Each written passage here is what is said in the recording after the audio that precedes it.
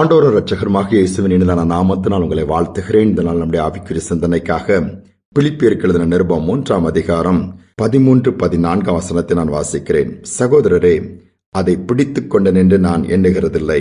ஒன்று செய்கிறேன், பின்னானவைகளை மறந்து முன்னானவைகளை நாடி கிறிஸ்து இயேசுவுக்குள் தேவன் அழைத்த பரமழைப்பின் பந்தய பொருளுக்காக இலக்கை நோக்கி தொடர்கிறேன்.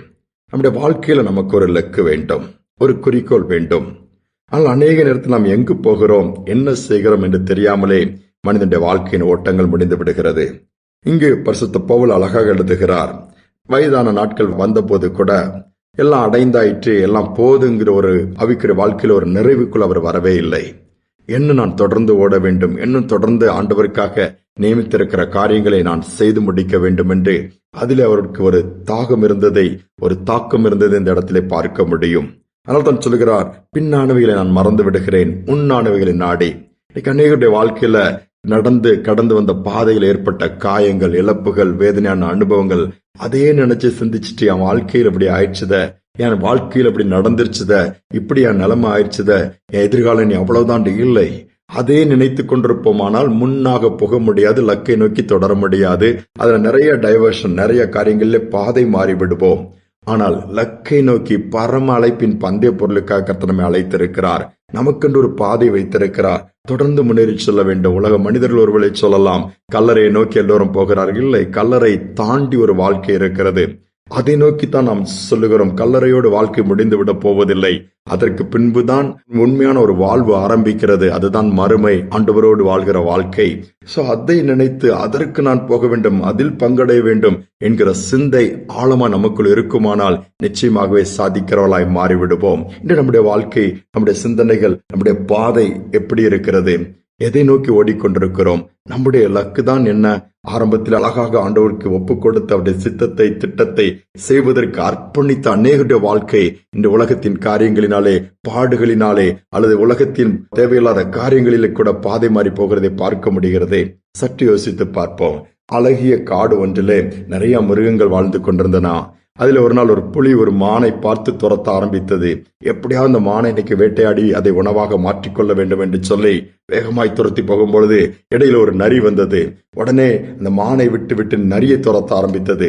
புலி பின்தொடர முடியாமல் ஓடிக்கொண்டிருக்கும் போது அதுக்கு இடையில ஒரு முயல் வந்ததாம். முயலை பார்த்த உடனே நரியை துரத்துவதை அந்த புலி விட்டு முயலை துரத்தினதாம். முயல் வேகமாய் ஓடிக்கொண்டிருக்கிறது, தன்னுடைய ஜீவனை எப்படியாக காப்பாற்றிக் கொள்ள வேண்டும் என்று. இடையில் ஒரு எலி வருகிறது. உடனே அந்த புலியினுடைய கண்கள் எலியின் மேல் விழுகிறது. எலியை துரத்துகிறது. கடைசியில் எலி போய் தன்னுடைய அந்த வலையிலே போய் உள்ளே புகுந்து கொண்டு ஒளித்துக் கொண்டது. அதன் முன்பாக வந்து நின்றதாம். அதற்குள்ள அந்த புலியால் ஒண்ணுமே பண்ண முடியவில்லை.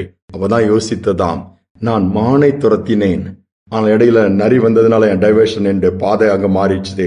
அடுத்தால முயல் வந்ததுனால மாறிடுச்சுது. கடைசியில் எலி வந்து எதுவுமே பிடிக்க முடியாம போச்சேன்னு சொல்லி துக்கத்தோடு திரும்பி போச்சான். இன்னைக்கு அநேகருடைய ஓட்டம் முடிவில் அப்படித்தானே, ஒன்றுமில்லாமல் பிரயோஜனமற்று போய் நான் வாழ்ந்துட்டேன், என் வாழ்க்கையில பல பகுதியை நான் வீணாக்கிட்டேன்ட்டு புலம்புகிற கூட்டத்தினை பார்க்கிறோம். நாம் அப்படி இருக்கக்கூடாது.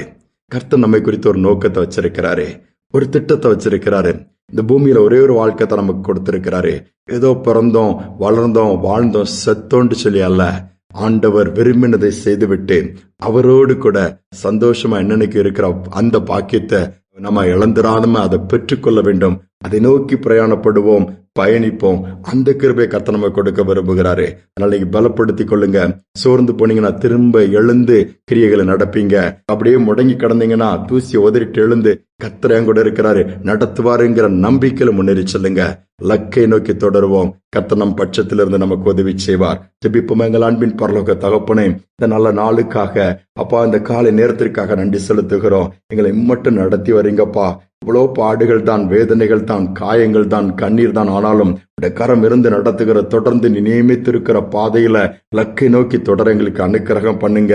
எந்த உலகத்தின் காரியங்களில் நாங்கள் பாதை மாறிவிடக் கூடாது. எந்த பொல்லாத மனிதனுடைய துர ஆலோசனைகளின் வாழ்க்கையில் வந்து அது எங்களை உண்மை விட்டு புரித்து விடக்கூடாதப்பா. உண்மையே நோக்கி பார்த்து உம்முடைய பாதைகளை எங்களுடைய பாதைகளாய் மாறட்டும். அடிச்சவர்களை பின்பற்றி எங்களுடைய இலக்கை அடைய நீர் எங்களுக்கு அனுக்கிரகம் பண்ணும். இதை கேட்கிற ஒவ்வொரு பிள்ளைகளுக்கும் இன்னைக்கு தைரியம் கொடுத்து மீண்டுமாய் தட்டி எழுப்பி முன்னேறி செல்ல உதவி செய்யுங்க. பின்னானவைகள் எல்லாவற்றையும் அப்புறப்படுத்துவீராக. அற்புதங்களை செய்யும். துதிகனமை ஏற்றுக்கொள்ளும். இயேசுவின் நாமத்தில் வேண்டிக் கொள்கிற நல்ல பிதாவே, ஆமென், ஆமென். பின்னானவைகளை மறந்து முன்னானவைகளை நாடுவோம். பரம அழைப்பின் பந்தய பொருளுக்காக ஆண்டவருடைய அழைப்பை உறுதிப்படுத்திக் கொண்டு லக்கை நோக்கி தொடருவோம். நிச்சயமாகவே ஒரு நாள் அதை அடைந்தே தீருவோம். இந்த சிந்தனையோடு இந்த நாளை தொடருவோம். மீண்டுமாய் நாளை தினம் சந்திப்போம்.